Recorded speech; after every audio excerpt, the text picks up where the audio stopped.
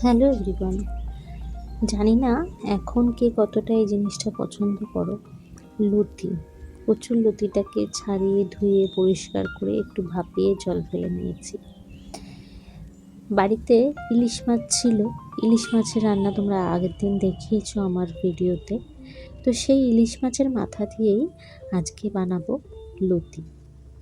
চলো তাহলে শুরু করে ফেলি রান্নাটা। খুব বেশি কিছু উপকরণ লাগে না এর মধ্যে। এই যে ইলিশ মাছের মাথা একটা বড়, তার সঙ্গে রসুন কুচি, একটু টমেটো আর শুকনো লঙ্কাটা পেস্ট করে নেব আমি।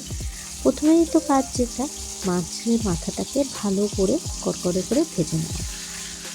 ইলিশ মাছের মাথা মধ্যেখান থেকে যেমন কেটে নেওয়া হয় সেরকমই কাটা ছিল মাথাটা। সেটাই আমি এপিট ওপিট করে একটু ভালো করে কড়কড়ে করে ভেজে নিচ্ছি, যাতে লতির সঙ্গে এটা যখন মেশাবো মানে টুকরো করতে খুব একটা খারাপ না লাগে, মানে অসুবিধা না হয়। তো প্রথমে যেটা করলাম, মাছগুলো এদিকে ভেজে তুলে নিচ্ছি, আর ওখানে আমি মশলাটা বাটতে দিলাম। মশলা বাটার তো সেরকম কিছু নেই। এই যে রসুনটাকে আমি গ্রেট করে নিয়েছি, গ্রেট করা রসুনটা তেলের মধ্যে এখন আমি ফোড়নে দিয়ে দিচ্ছি। আর বাটলাম বলতে হাফ কেটে রাখা টমেটো আর দুটো শুকনো লঙ্কা। শুকনো লঙ্কাটা বেটে দিলাম, কারণ এর মধ্যে বাটা জিনিস দিলে বেশি টেস্ট হবে, তাই জন্যই বাটাটা দিচ্ছি। গুঁড়ো শুকনো লঙ্কা তোমরা দেখবে নর্মালি আমি একটু রান্নাতে কমই ইউজ করি। তো যাই হোক, লতি কার কার ফেভারিট। একটা সময় এই যে বাটাটা রেডি, রসুনটা খানিকটা ভেজে নেওয়ার পরে ওই বাটাটা আমি এর মধ্যে দিয়ে দিলাম। একটা সময় জানো তো লতি খেতে আমার একদমই ভালো লাগতো না, কিন্তু কবে যেন রান্না করতে করতে, বিশেষ করে এইসব ইলিশ মাছের মাথা টাথা রান্না করে যখন রান্না করি, তখন মুখে একটু দিয়ে তো চেখে দেখতেই হয় মাঝে মধ্যে। এবার দিয়ে দিচ্ছি হলুদ, রেগুলার যে মশলাগুলো আর কি পড়ে, হলুদ, জিরে ধনে গুঁড়ো, সেটাই দিয়ে দিলাম এর মধ্যে। আর রান্না করতে করতে তোমাদের সঙ্গে যেমন গল্প করি, সেটাই বলছি যে ছোটোবেলায় এই লতি বাবা কেমন জিনিস, লতি আবার খাওয়া যায় নাকি, কেমন যেন একটা ল্যাটপ্যাটে জিনিস। কবে যেন রান্না করতে করতে এটার ভিতরেও একটা ভালোবাসা তৈরি হলো। কখনো কখনো মুখে দিয়ে একটু দেখি তো চেখে যে এটা খাওয়ার মতন লাগছে কিনা। এখন বেশ ভাতের পাতে খেতে মন্দ লাগে না, ভালোই লাগে। আর এটার সঙ্গে দেওয়ার জন্য সর্ষে পোস্ত বাটা আমি একটু বেশ কিছুটা পরিমাণ সর্ষের তেল আর হলুদ দিয়ে রেডি করে রেখেছি।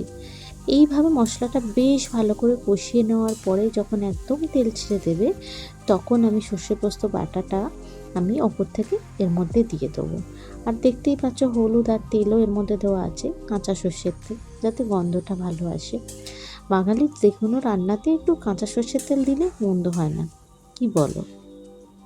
ব্যাস, এর মধ্যে আর বেশি কিছু করবে না, এটাকেই ভালো করে কষিয়ে নেব। আর তার সঙ্গে এবার মাছের মাথাটা হাতে এরম করে ভেঙে ভেঙে দিয়ে এর মধ্যে মেশাতে থাকবো, যাতে মাছের গন্ধটা একদম লতির মধ্যে ভরপুর মাত্রায় চলে যায়। কারণ ইলিশ মাছের তো একটা নিজস্ব আলাদা সেন্টই রয়েছে, আলাদা ফ্লেভার যাকে বলে। ইলিশ মাছ যে কোনো, যারা ভালোবাসো তারা নিজেরা এমনিই বুঝতে পারো ইলিশ মাছ আমাদের কাছে কতটা ফেভারিট। যাই হোক, তার সঙ্গে যখন লতি পড়ছে, সেটার তো একটা অন্য স্বাদ আসবেই।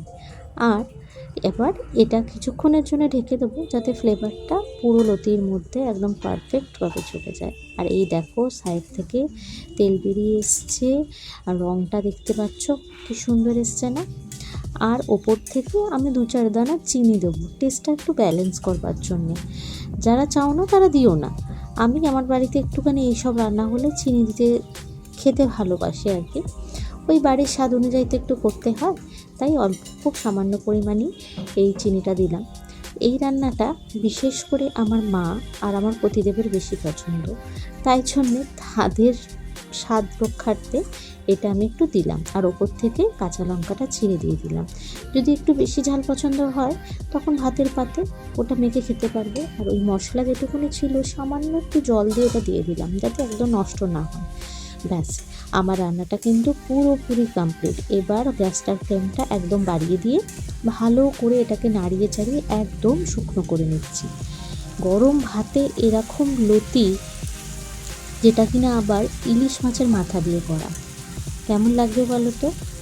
অবশ্যই বানিয়ে আমাকে বলো। আর তোমরা কে কে কীভাবে বানাও আর লতি রান্না করো সেটাও আমার সঙ্গে শেয়ার করো। পুরো ভিডিওটা ভালো লাগলে লাইক, শেয়ার, সাবস্ক্রাইব করে আমার পাশে থেকো। নতুন বন্ধুদের জন্য অনেক অনেক ধন্যবাদ, আর পুরনো যারা আছো তাদেরকে অনেক ভালোবাসা। আজ এখানেই শেষ করলাম। টাটা।